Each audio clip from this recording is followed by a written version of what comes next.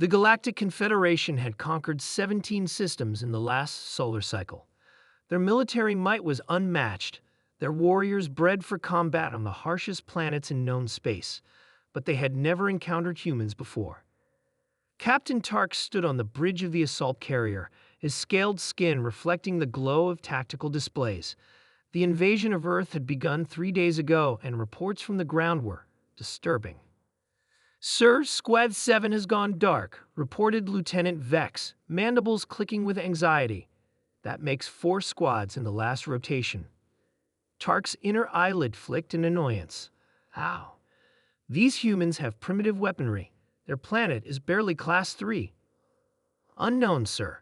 Last transmission mentioned something about traps in the forest. The truth was, Earth had been grossly misclassified. What the Confederation surveys had recorded as a moderate gravity, temperate world with acceptable atmospheric composition was, in fact, a death world. But not for the reasons typically associated with such classifications. No toxic atmosphere or crushing gravity, just the creatures that had evolved there. On the ground, Field Commander Ruse led what remained of his platoon through the dense woodland. They had been separated from the main force during a human counterattack. His warriors, the pride of the Confederation, raised in battle simulations since hatching, were afraid. "Movement, 30 degrees north," whispered Drone Kell, the most junior of their unit. Ruse signaled for the platoon to halt. Through the canopy of trees, sunlight dappled the forest floor. Nothing seemed amiss, but Ruse had learned to trust the enhanced senses of his scouts. "I see nothing," he said. There, Kell pointed to a patch of earth that looked identical to every other patch. Ruse was about to reprimand the drone when the ground itself seemed to exhale. Leaves shifted, earth moved, and a figure rose from what had appeared to be ordinary soil, a human covered in mud and plant matter, holding what Ruse recognized as a primitive projectile weapon. Before Ruse could issue an order, 3 more patches of ground came alive. Humans, camouflaged so perfectly they had been invisible to even Confederation sensory tech, emerged like ghosts. The platoon raised their plasma rifles, but the humans fired first. Simple metal projectiles, propelled by chemical explosions, technology the Confederation had abandoned millennium ago, tore through Ruse's soldiers. In the confusion, Ruse activated his emergency beacon and ran. This was no battle, it was a slaughter. Back on the carrier, Captain Tark reviewed the scattered reports with growing concern.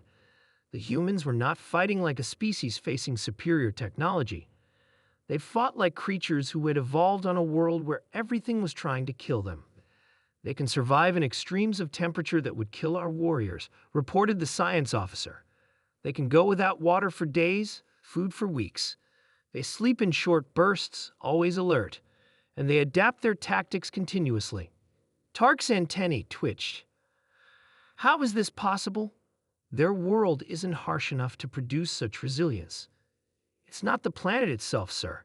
It's that they've been fighting each other for their entire history. Their own kind is more dangerous than any environment."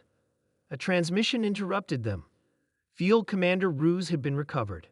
His platoon was gone, but surveillance drones had captured footage of the ambush. Tark watched in stunned silence as humans literally emerged from the Earth itself. "This is a basic tactic for them," explained Ruse, still trembling. "They call it camouflage. Their warriors learn it as juveniles." "As a game?" asked Tark, incredulous. "Yes, sir. They call it hunting. They stalk and kill animals for sport, not just sustenance. They've been doing it for thousands of years." Tark felt a cold dread settle in his stomach chambers. The Confederation had made a terrible mistake. In the following days, the invasion faltered. Humans did not fight on open fields where Confederation technology gave advantage. They struck from shadows, disappeared into wilderness, set elaborate traps. They used the very landscape as a weapon. Tark's warriors reported humans surviving wounds that should have been fatal, continuing to fight with broken limbs or severe blood loss.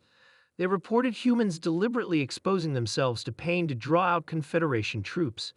They reported humans smiling as they'd fought. A week into the invasion, Tark called his officers together. A holographic display showed their landing zones. now reduced to isolated pockets surrounded by human resistance.